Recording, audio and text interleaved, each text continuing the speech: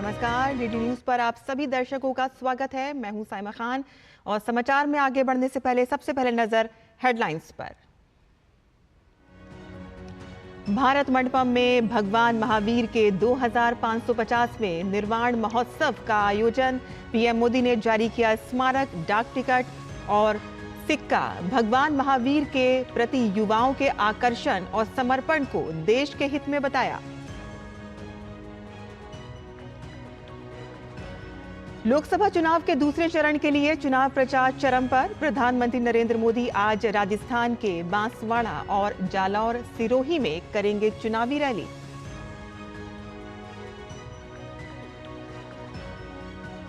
केंद्रीय गृह मंत्री अमित शाह बिहार और पश्चिम बंगाल में ठोकेंगे ताल। वहीं रक्षा मंत्री राजनाथ सिंह पश्चिम बंगाल के कई शहरों तो जेपी नड्डा कर्नाटक में भरेंगे हुंकार। रांची में झारखंड मुक्ति मोर्चा की उल गुलान महारैली में जुटेंगे दिग्गज। मल्लिकार्जुन खड़गे, राहुल गांधी, तेजस्वी यादव, अखिलेश यादव और संजय सिंह सहित विपक्ष के बड़े नेताओं का होगा संबोधन। विपक्ष के दूसरे नेताओं ने भी झोंकी ताकत। कांग्रेस महासचिव प्रियंका गांधी छत्तीसगढ़ और बसपा सुप्रीमो मायावती यूपी के अमरोहा में करेंगी चुनाव प्रचार। सीपीआईएम नेता सीताराम येचुरी केरल में मांगेंगे वोट। राजस्थान के झालावाड़ में भीषण सड़क हादसे में गई 9 लोगों की जान। देर रात वैन और ट्रक के बीच टक्कर, गंभीर रूप से घायल एक व्यक्ति को झालावाड़ के मेडिकल कॉलेज में कराया गया भर्ती।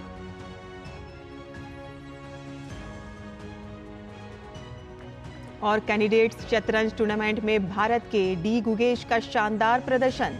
13वें राउंड में फ्रांस के ग्रैंड मास्टर अलीरेजा फिरोजिया को हराकर शीर्ष पर पहुंचे।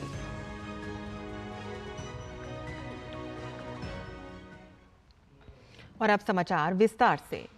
जैन धर्म के 24वें तीर्थंकर भगवान महावीर की 2550वीं जयंती के अवसर पर प्रधानमंत्री नरेंद्र मोदी ने शिरकत की। कार्यक्रम प्रगति मैदान स्थित भारत मंडपम में आयोजित किया गया।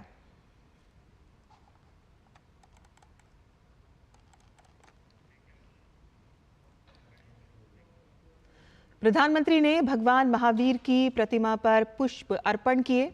उन्होंने संतों से आशीर्वाद लिया। 2550वें निर्वाण महोत्सव उद्घाटन के अवसर पर एक स्मारक, डाक टिकट और सिक्का जारी किया। प्रधानमंत्री ने भारत की आध्यात्मिकता को देश की प्राण शक्ति बताया। उन्होंने कहा कि देश के स्वतंत्रता के 75 साल के बाद सभी का प्रण वाद विवाद से निकलने वाले अमृत को आगे लेकर जाने का होना चाहिए। देश के लिए अमृतकाल का विचार ये केवल एक बड़ा संकल्प ही ऐसा नहीं है, ये भारत की वो आध्यात्मिक प्रेरणा है जो हमें अमरता और शाश्वतता को जीना सिखाती है। हम 2500 वर्ष बाद भी आज भगवान महावीर का निर्वाण दिवस मना रहे हैं।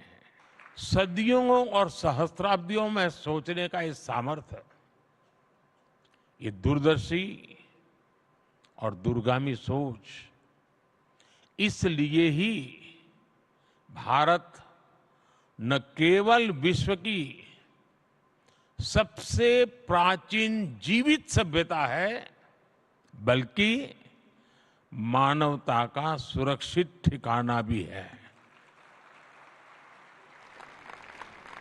ये भारत ही है जो स्वयं के लिए नहीं, सर्वम के लिए सोचता है। ये भारत ही है जो स्व की नहीं, सर्वस्व की भावना करता है। ये भारत ही है जो अहम नहीं, वयम की सोचता है।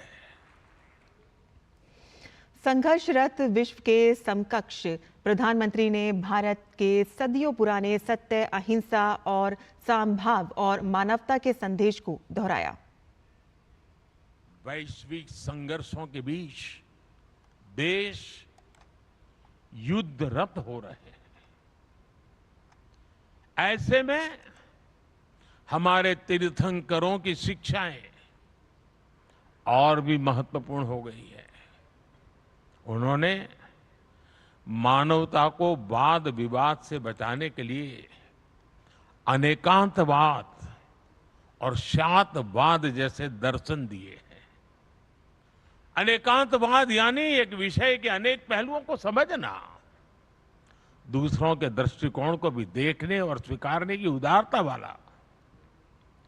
आस्था की ऐसी मुक्त व्याख्या, यही तो भारत की विशेषता है और यही भारत का मानवता को संदेश है। साथियों, आज संघर्षों में फंसी दुनिया भारत से शांति की अपेक्षा कर रही है। नए भारत के इस नई भूमिका का श्रेय हमारे बढ़ते सामर्थ्य और विदेश नीति को दिया जा रहा है। लेकिन मैं आपको बताना चाहता हूं, इसमें हमारी सांस्कृतिक छवि का बहुत बड़ा योगदान है। और महावीर जयंती के अवसर पर गुजरात के पूर्व मुख्यमंत्री और भाजपा नेता विजय रूपाणी ने राजकोट में यात्रा को झंडी दिखाकर रवाना किया। इस दौरान राजकोट सीट से भाजपा उम्मीदवार पुरुषोत्तम रूपाला भी मौजूद थे।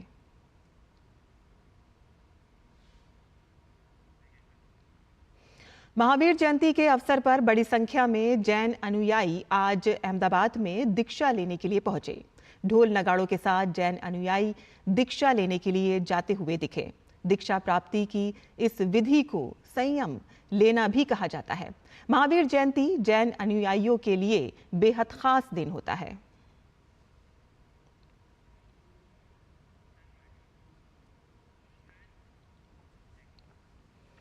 और बुलेटिन में अब बात करते हैं 24 की चुनौती की।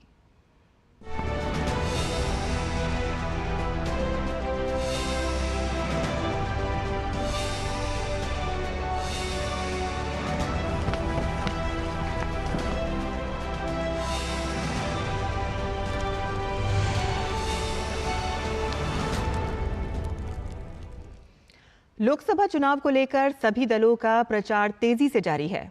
भाजपा के वरिष्ठ नेता और प्रधानमंत्री नरेंद्र मोदी आज राजस्थान में चुनाव प्रचार करेंगे। प्रधानमंत्री सबसे पहले जालौर में रैली को संबोधित करेंगे। इस सीट पर दूसरे चरण में 26 अप्रैल को चुनाव होगा। प्रधानमंत्री इसके बाद राजस्थान के बांसवाड़ा में भी जनसभा को संबोधित करेंगे। इस सीट पर भी 26 अप्रैल को मतदान होगा।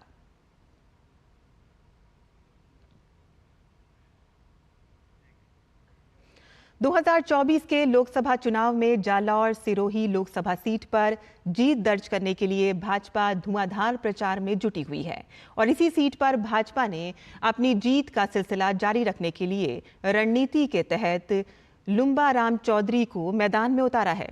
भाजपा प्रत्याशी के समर्थन में प्रधानमंत्री नरेंद्र मोदी भीनमाल में रैली करने आ रहे हैं।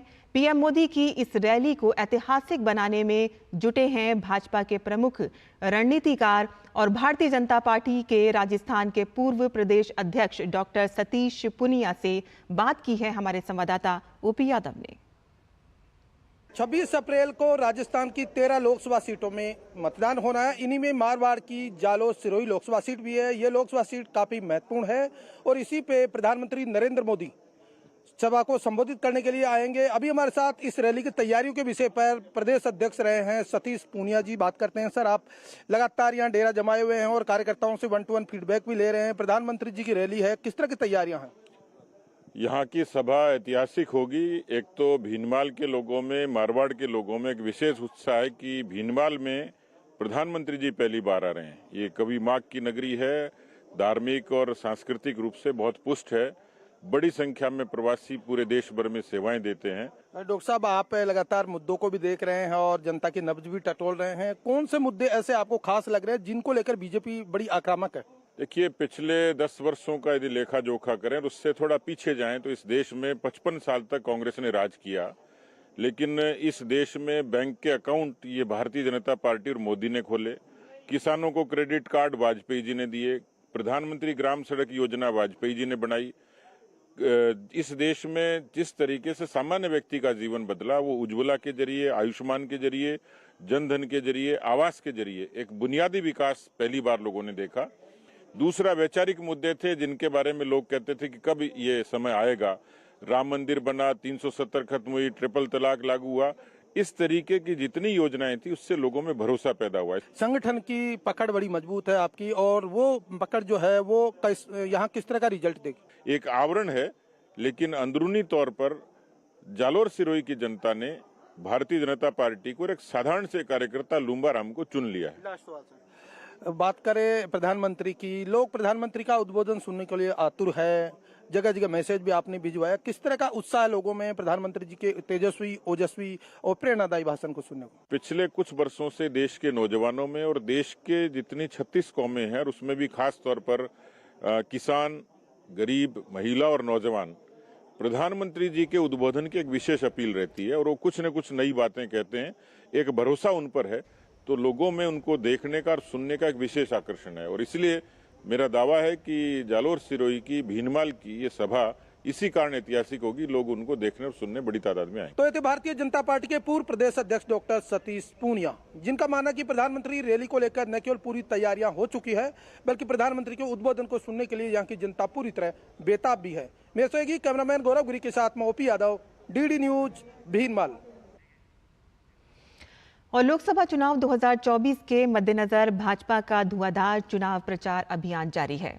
केंद्रीय गृह मंत्री और भाजपा के स्टार प्रचारक अमित शाह आज पश्चिम बंगाल, बिहार और असम के चुनावी दौरे पर रहेंगे।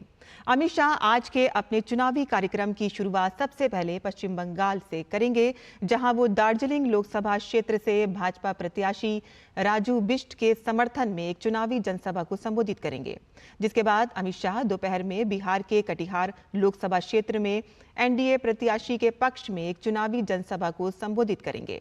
शाम को अमित शाह असम के सिलचर में रोड शो करेंगे।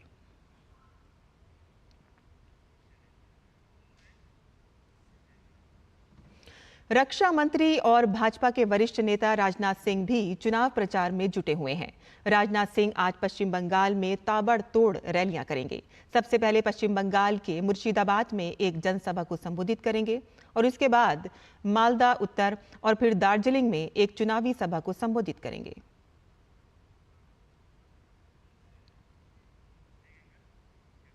भारतीय जनता पार्टी के राष्ट्रीय अध्यक्ष जेपी नड्डा आज महाराष्ट्र और कर्नाटक का दौरा करेंगे।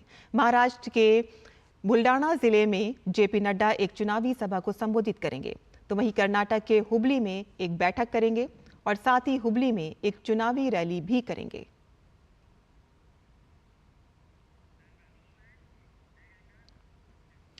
इंडिया गठबंधन के दलों ने आज रांची में उल गुलान न्याय महारैली होगी। रैली में इंडिया गठबंधन के बड़े नेता जमा होंगे। कांग्रेस अध्यक्ष मल्लिकार्जुन खड़गे, राहुल गांधी, तेजस्वी यादव, अखिलेश यादव, दीपांकर भट्टाचार्य, संजय सिंह और अरविंद केजरीवाल की पत्नी सुनीता केजरीवाल, नेशनल कॉन्फ्रेंस के फारूक अब्दुल्ला सहित कई नेताओं ने रैली में शामिल होने को लेकर अपनी सहमति दी है। और इसके साथ ही महाराष्ट्र में शिवसेना उद्धव ठाकरे गुट से प्रियंका चतुर्वेदी रैली में शामिल हो सकती हैं। रैली को लेकर विशाल मंच पंडाल तैयार किया जा रहा है और झामुमो के महासचिव सुप्रियो भट्टाचार्य ने कहा है कि ये रैली परिवर्तन का शंखनाद करेगी। और केंद्रीय मंत्री और भाजपा के वरिष्ठ नेता अनुराग सिंह ठाकुर ने इंडी गठबंधन पर हमला बोलते हुए कहा है कि इस बार फिर भ्रष्टाचारियों के गठबंधन की सफाई होगी। इस बार फिर इन भ्रष्टाचारियों के गठबंधन की सफाई होगी। लोगों ने मन पक्का बना लिया है। और राहुल जी को मैं इतना कहना चाहता हूं, ना 2014 में ना 2019 में आपको जनता ने जिताया। इस बार भी कांग्रेस की लड़ाई केवल 40 पार करने की है और भाजपा को जनता पूर्ण बहुमत और 400 पार करने का आशीर्वाद देगी। और अनुराग सिंह ठाकुर ने कहा कि कांग्रेस देश को कमजोर करने की सोचती है। उन्होंने कहा कि कांग्रेस तुष्टीकरण की राजनीति करती है। कांग्रेस देश को कमजोर करने की सोचती है पाकिस्तान जिंदाबाद के नारे उस विधानसभा कॉम्प्लेक्स में लगते हैं जहां कांग्रेस का राज्यसभा सांसद चुनकर आता है तो कांग्रेस चुप रहती है। बम विस्फोट कर्नाटक में होते हैं और आप उस पे भी मूक दर्शक बन के रहते हैं। कांग्रेस तुष्टीकरण की राजनीति कितनी करेगी?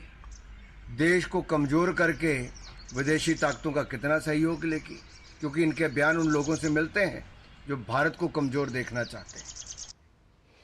झारखंड के रांची में इंडिया गठबंधन के दलों की उल गुलान न्याय महारैली पर भाजपा नेता प्रतुल शाहदेव ने निशाना साधते हुए इसे भ्रष्टाचारियों का जुटान बताया।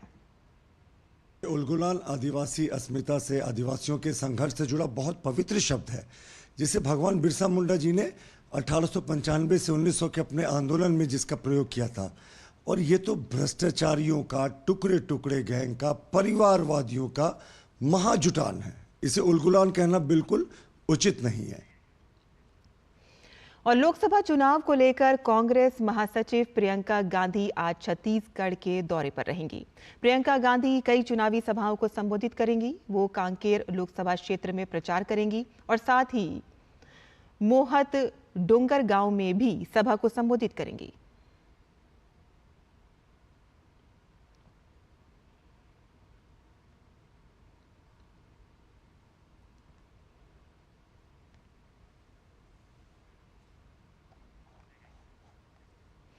उत्तराखंड में लोकसभा चुनाव में कम मतदान प्रतिशत पर कांग्रेस नेता हरीश रावत ने कहा है कि भाजपा की आर्थिक नीतियों के कारण मध्यम आय और निम्न आय वर्ग में निराशा है और इसीलिए लोगों में मतदान को लेकर उत्साह नहीं दिखाई दिया।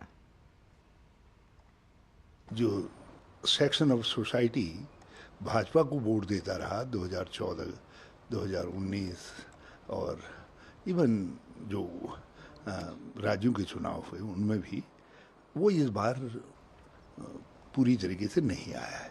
तो वोटिंग परसेंटेज कम होने का कारण जो है मध्यम वर्ग, निम्न मध्यम वर्ग और जो बीच का क्लास है उस क्लास में जो फ्रस्ट्रेशन भाजपा की आर्थिक नीतियों के कारण आया है और थोड़ा उनको ये लगा है कि भाजपा जो राजनीतिक विद्वेष की भावना से काम कर रही है उससे उनमें नाराजगी भी आई है। तो ये दो कारणों के कारण भाजपा ने करीब करीब 10-11% अपना सपोर्ट बेस लूज किया है।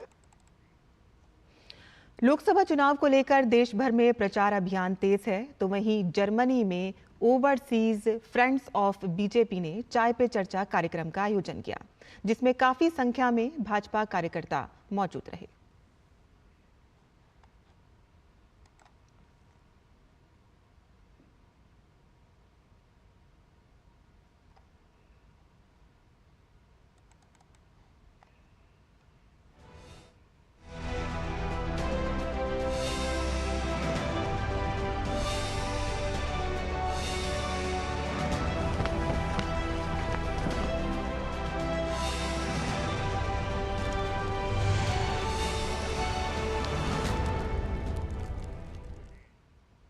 तो ये थी खबरें 24 की चुनौती से जुड़ी और यहाँ बुलेटिन में हम लेते हैं छोटा सा ब्रेक। हम जल्द लौटते हैं। शुक्ला बता रहा था आपके बाबूजी ने जायदाद का कुछ हिस्सा नौकर के नाम कर दिया। अब नौकर हर काम अपना घर समझ के करेगा। समरकूल, जो हर दिल करे कबूल। तब घर में अगर कोई बीमार पड़ जाए ना तो इलाज के लिए घर बिक जाता था, पीढ़ियां कर्ज में डूब जाती थी। और आज तो अस्पताल के खर्चे की फिक्र नहीं सताती। और याद है जब 60 साल में सिर्फ 7 एम्स बने थे, वहीं 10 साल में 16 नए बन गए। और फिर भी मोदी जी कहते हैं ये तो बस ट्रेलर है। करोड़ों लोगों को 5 लाख तक का मुफ्त इलाज मिला है। ये है मोदी की गारंटी। तो फिर हमने भी सोच लिया, फिर एक बार मोदी सरकार। और ये है हमारी भी गारंटी। कमल का बटन दबाएं, भाजपा को जिताएं।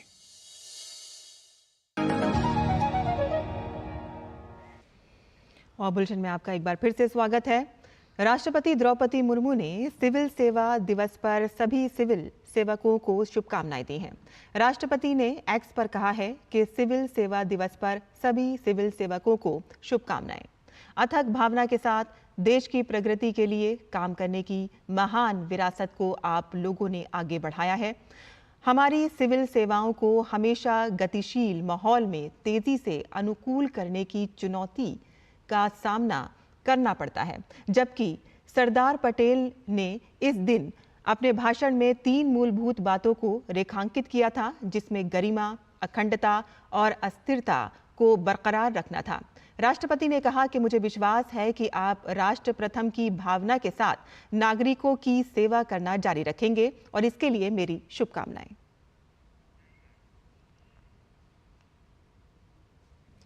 दिल्ली आबकारी घोटाले में तिहाड़ जेल में बंद मुख्यमंत्री अरविंद केजरीवाल के बढ़े हुए शुगर लेवल को लेकर आरोप प्रत्यारोप का दौर जारी है और इस बीच तिहाड़ जेल प्रशासन ने दावा किया है कि जिस तरह से आरोप लगाए जा रहे हैं कि जेल में जानबूझकर केजरीवाल को इंसुलिन नहीं दिया जा रहा है, तो वो आरोप गलत हैं। जेल प्रशासन ने कहा है कि केजरीवाल ने खुद से ही काफी पहले इंसुलिन लेना छोड़ रखा है। जेल प्रशासन ने दावा किया है कि तेलंगाना के एक निजी डॉक्टर से मधुमेह का इलाज करा रहे केजरीवाल ने कुछ महीने पहले इंसुलिन लेना बंद कर दिया था और अपनी गिरफ्तारी के समय वे केवल anti diabetes oral medicine tablet ले रहे थे।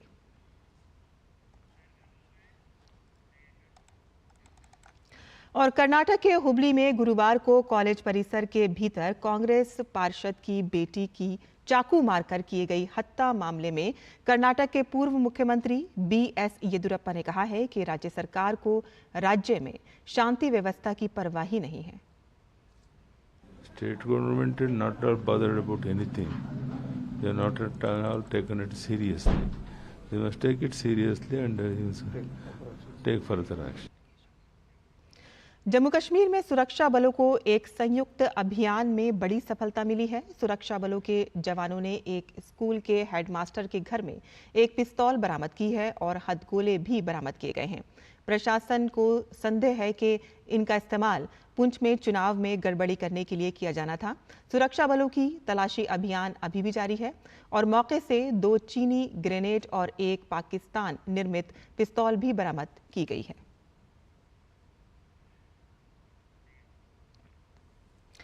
छत्तीसगढ़ के बीजापुर में नक्सलियों के खिलाफ सुरक्षा कर्मी लगातार एक्शन में हैं। भेरमगढ़ के कैश कुतुल इलाके में सुरक्षा बलों ने एक नक्सली को मुठभेड़ में ढेर कर दिया है। सुरक्षा कर्मियों ने मौके से हथियार और विस्फोटक सामग्री भी बरामद की है। कैश कुतुल कैशा मुंडी के जंगलों में नक्सलियों की सूचना मिलने पर DRG बीजापुर की टीम माओवादी विरोधी अभियान पर निकली थी और पिछले 3 महीने में बस्तर में अलग अलग जिलों में हुई मुठभेड़ में पुलिस फोर्स ने अब तक कुल मिलाकर 79 माओवादियों को ढेर कर दिया है और इनमें से 16 अप्रैल को 29 नक्सली सिर्फ कांकेर में ही मारे गए थे। और खेल की खबरों की अगर बात करें तो कैंडिडेट्स शतरंज टूर्नामेंट अब अपने अंतिम पड़ाव पर पहुंच चुका है। प्रतियोगिता के अब सिर्फ 2 राउंड ही बाकी बचे हैं। रविवार को होने वाले 13वें चरण के मुकाबले में भारत के डी गुगेश का सामना फ्रांस के एलिरेजा फिरोजिया से होगा। डी गुगेश 7.5 अंक के साथ संयुक्त रूप से शीर्ष पर हैं और 7वें दौर में गुगेश को फिरोजिया के खिलाफ हार का सामना करना पड़ा था।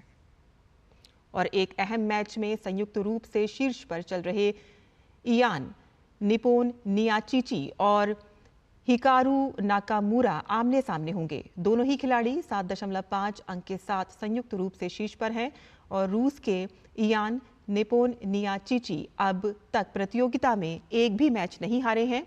नाकामुरा ने पहले 7 में से सिर्फ 1 मैच जीता था। हालांकि दूसरे हाफ में उन्होंने बेहतरीन प्रदर्शन किया है और 5 में से 4 मैच जीते हैं।